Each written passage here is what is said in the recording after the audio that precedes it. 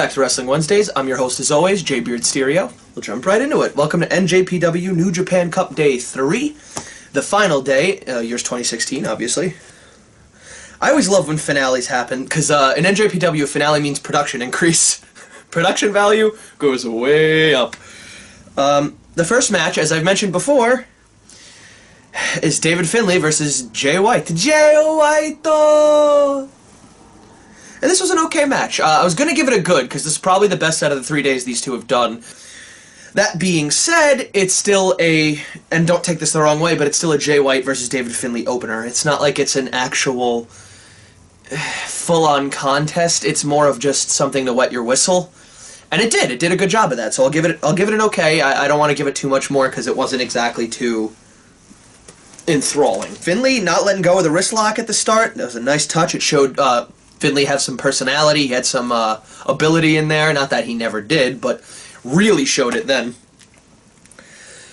It kind of makes me sad that Jay has to stoke the audience for, like, an actual reaction. That's not okay. He's given his all in the ring there, and I just feel like that's, once again, I don't know what the reason is. I don't like that they don't get as loud of a reaction.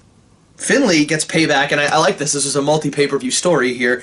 Finlay just kept losing to the Boston Crab, so he gets his payback by locking in his own Boston Crab. Though Jay doesn't tap out, he gets to the ropes, and ultimately it's useless since Jay actually locks his own Boston Crab in. Finlay refuses to tap like the last night, and locks in that Lion Tamer, sinks that knee right on the back of his head, and taps out. So the first winner goes to Jay White.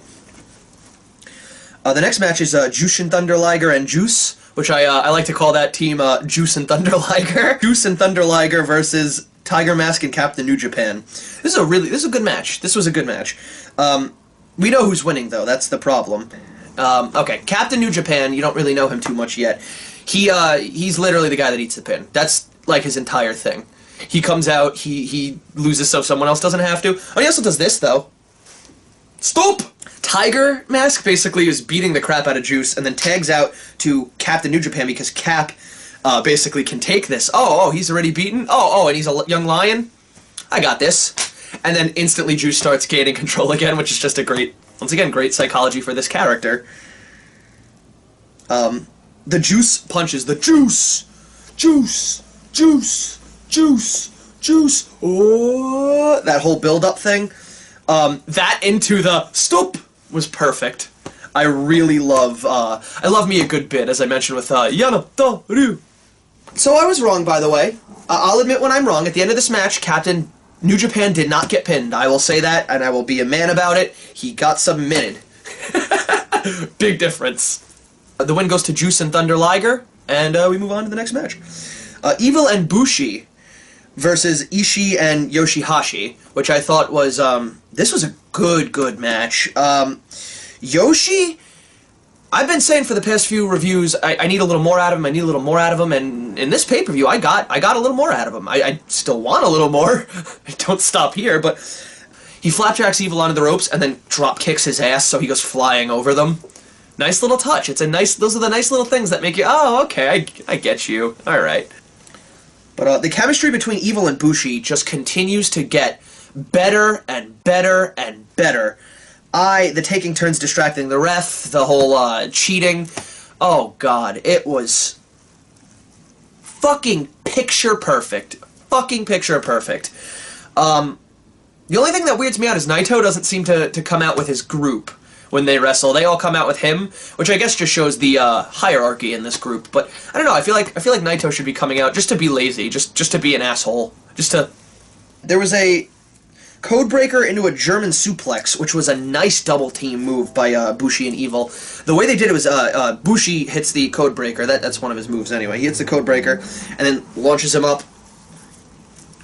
Catches him, Evil catches him, and he goes for the German, but he's so slow about locking it in, so methodical about lifting him over. Normally in tag team moves, speed is the key, and people tend to go like, oh, okay, this and then this, this and then this, this and then this. These two take their time, but it doesn't suffer for it at all. In fact, I quite like it. They're very... Dash and Dawson from NXT, they have a very similar... Although they'll speed up when they need to, they have a very similar methodical pace, and I really, really appreciate that in a wrestler. The Mist into Evil's STO for the win, which was a beautiful... I don't want to call that a double team because it wasn't so much a double team, just so much as a combo. Yeah, Evil and Bushi for the win in a really good match. I didn't really think Yoshihashi and Ishii were going to win that, so. Naito versus Yano Toru. Could have sworn I was going to get clotheslined. This was a great match. Now, this was a very short match, but the story told here, the way this was handled, the amount of times I physically left my seat to go, oh my god, oh my god, oh my god, oh my god, near pinfall. I legitimately felt every false finish, and that's how you should do a false finish. Naito actually gets jumped at the start instead of doing the jumping, which was nice. Okay, I'm gonna go over here and do this, and then the music starts for Yano, and Yano just books it into the ring. Like, he's literally almost in the ring by the end of his first done in his theme, and he just starts hitting him with a chair. Maybe it's because, maybe the story there is he got so excited since he continuously pulled out Miracle after Miracle. Then he gets a close fall due to the turnbuckle, and also the pin, which he won with last time. So they did multiple false finishes from Yano. You go, Yano with a pin, Yano with a pin, Yano with a pin, Yano with a pin, and it just continuously happens like multiple times, and every time they go really close. Like, really close. And then a Yano blow, which Naito gets lucky on, because the referee winds up getting knocked out, so the low blow winds up correlating to nothing, and Naito winds up hitting his own low blow, and a beautiful pinfall, that one where he flips over them. It's the same motion that the person doing the pin is similar to a, it's similar to a sunset flip, but the person isn't on their back, or isn't standing and bent over, they're on their back and kind of the other way. If that makes any sense. These false finishes, they work so well because Yano managed to pull off victory upset after victory upset, and that's why I believed any time he could have won this. Michael Elgin versus Goto. This was a good match. I was really close to giving this a great match, but it just wasn't quite there. Elgin hits a cannonball senton from the apron to the outside. For his size, that's fucking impressive, and I know you're probably going to hear that a lot, because there's people like Luke Cage, I just said Luke Cage. Sweet Christmas! Elgin's Tiger Suplex was phenomenal. You don't see those enough, that's a good thing. Don't continue to do so. And I like that he fought to cinch in the other hand. Stuff like that, you need to fight for your moves more, especially if a hand is free. This is supposed to be believable. So when you don't, it looks not. The second rope suplex with the opponent on the apron is just so impressive. Cesaro started doing it in WWE, and Elgin just fucking, when he does it, it's just, there's a reason it's Elgin's move.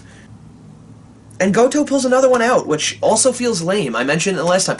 Both men had a better showing than him, so him in the finale just doesn't do it for me. Though the story they're trying to tell, it all makes sense, so I can't say that it's incorrect. They did what they had to do, and once again, Goto pulls a victory out. Without his finishers, which was a big story in this, by the way. He didn't use his... I'm not going to even attempt to remember that. He didn't use his finisher. Tenzin and Kojima, Tenkozy, versus Shibata and Ryusuke Taguchi, which was a good match, really good match. Shibata's always serious. Taguchi's always such a weirdo and so having fun in the through the anus thing. Oh god, that out of context, that sounds so bad. Taguchi's always joking. It's a weird team. Shibata and Kojima forearm each other into oblivion, like right after the bell. Like legit right after the bell. Like, okay, ding ding ding, okay, we're both in hell. And I like that Shibata in this entire match is versing Tenzin, but he consistently goes over the rope to just boot Kojima in the face. And then Taguchi gets in, and you see him do, Mongolian asses, which we got one of the best calls in wrestling history. The Mongolian ass! The Mongolian ass! Shibata no-sells the multi-chops, and then winds up reversing it. He's just standing there. What the fuck, man? You are like the most intense human being on the planet, and I love every second of it. Taguchi hits a nice array of ass moves. That also doesn't sound right. Taguchi hits a lot of different moves with his hip area, because that's his whole thing. The funky weapon. Oh god, please don't let that be what I think it is. He's really looking good in this match. Taguchi just seemed to have... When Shinsuke left, the energy of Shinsuke must have just kind of welled up and just shot over like a Power Ranger in mid-flight to Ryusuke Taguchi. Because he is now the Shinsuke Ranger. He's even got the little thing and everything. But that's a perfect segue, too, since he does the Nakamura rip-off taunt. And as he does it, he runs right into Kojima's lariat, which was perfect timing for it, giving Tenkozy the win. And good match. Just overall good match. Kojima lays out Shibata and then tells him he's coming for him and his title. And oh, you had that one moment where it's like he went to tell him that and Shibata's getting in the ring and it's just Shibata! Shibata just ruins everything. Mid-sentence cuts him off with a kick. Tenkozy gets the win, surprisingly. Manabu and Yuji Nagata versus Sakuraba and Okada. This was another good match. This entire night pretty much consisted of just good matches. In fact, the OK between Jay White and David Finlay, I was going to give that a good, as I mentioned. So, pretty much all good matches. I love Sakuraba out mat wrestling Manabu. It was a good little versus big moment, like the Rey Batista thing back in the day, to try and correlate that to something. He crawled through his legs and everything, and it's just the perfect timing behind it. Crowd being behind both Okada and Nagata. Now that's awesome. That's a weird split, but I like it. I love Nagata personally. It just goes to show you that New Japan respects talent. Not the people behind that talent, but the talent. Well, Honma still having a job after what happened in the news shows that, but points made. Manabu breaks up a submission, but then just stands there. Like, that's the thing. I'm not a big fan of Manabu. He just seems, I'm gonna flat out say it, he just seems sort of luggish, but not too fond of his wrestling ability. Sakuraba winds up saving that moment, by the way, by coming in and just kicking. I'm like, what the fuck are you looking at me for? Nagata catches a kick and turns it into an exploder suplex. The kick lands right here, just scoops up the leg, exploder suplex. Gorgeous, especially, once again, from Nagata. And we end with a Rainmaker on Manabu for the win, after a gorgeous elbow drop. I love Okada's elbow drop. Can I just say there's a reason why he's the Rainmaker. We got Makabe Togi, Honma Tomoaki, and Tanahashi versus Yujiro Takahashi, Tama Tonga, and Bad Luck Fale. Another good match, man. He's had more after my complaint, so I'm really happy that he changed for the better. I'm just going to get on this now. Tama Tonga taking pics of the people in pain. Genius! This match is like 80% in control of the Bullet Club, and I really like that. I mentioned last time, not good to have them like, we're here, we're a new era, and then lose, so this was nice. And once again, against Tanahashi, Honma, it's the tag team champs in Tanahashi, and the world champion. Not like heavyweight, but the world is Tanahashi's title, so you beat three very big contenders here. This is what we need in Bullet Club. Tanahashi hits a high fudai fudo. It's one of the best calls in wrestling.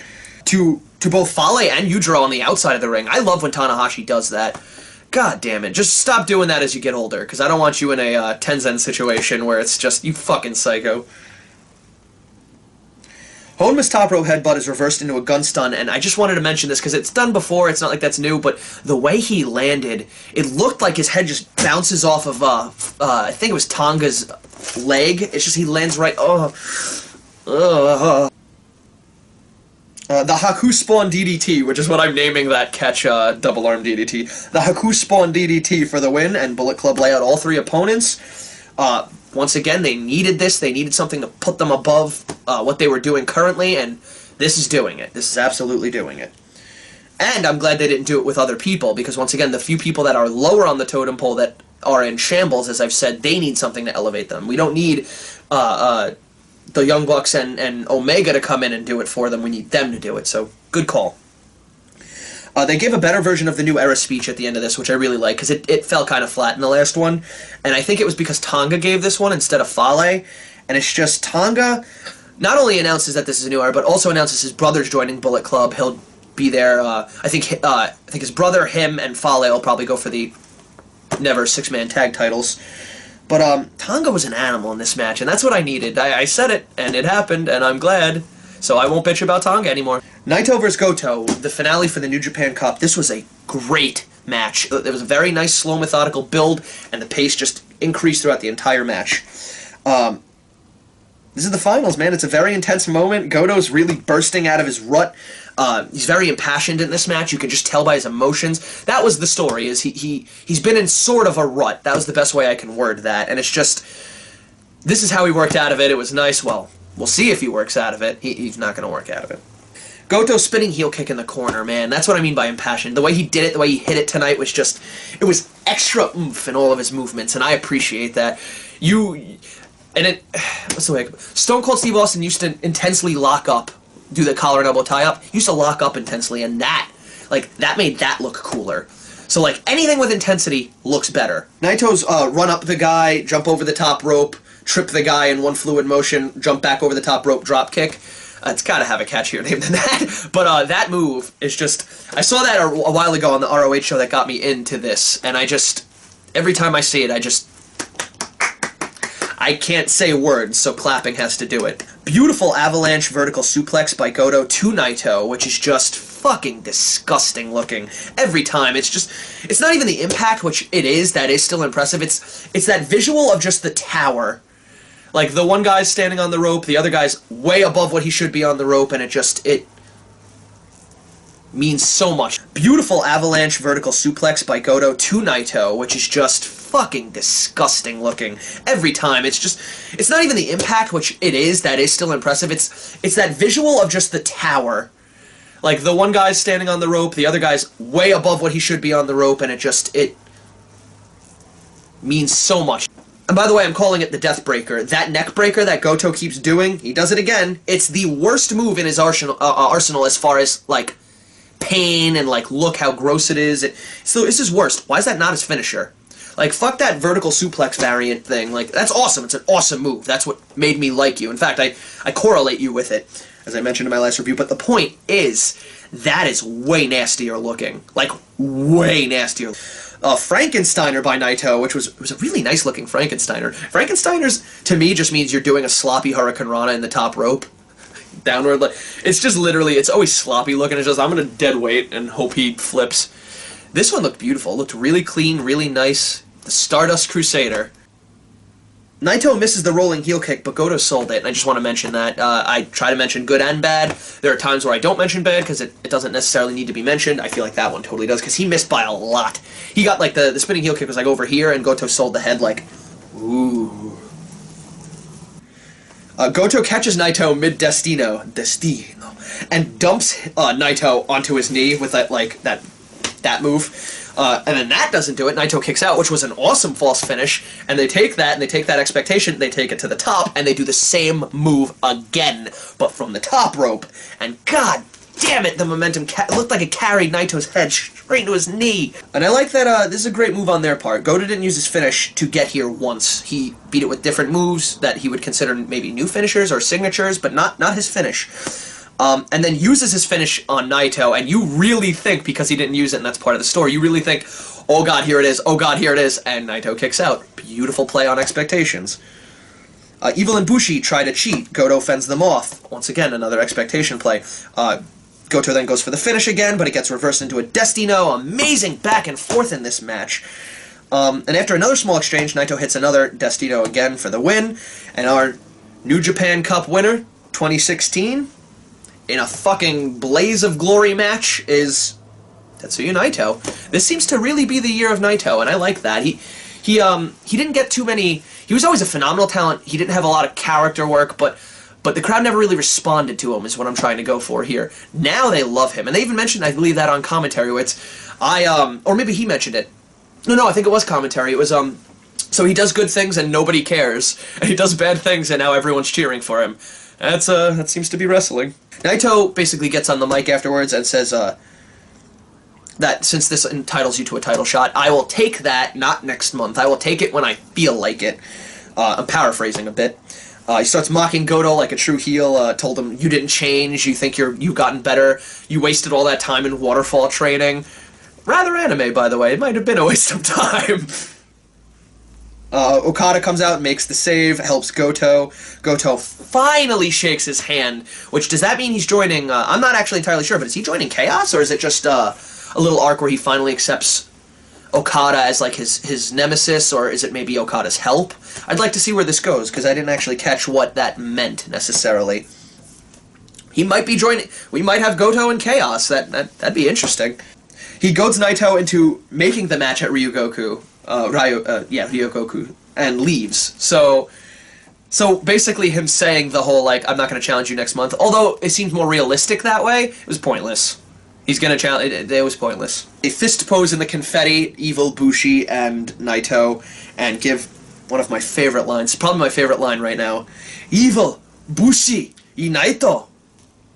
Nosotros, los ingobernables de Japón. That'll wrap up our coverage of the New Japan Cup, years 2016. We thank you if you've joined us for all 3 nights. We thank you if you joined us for 1 night. I don't know why I'd had to clarify that.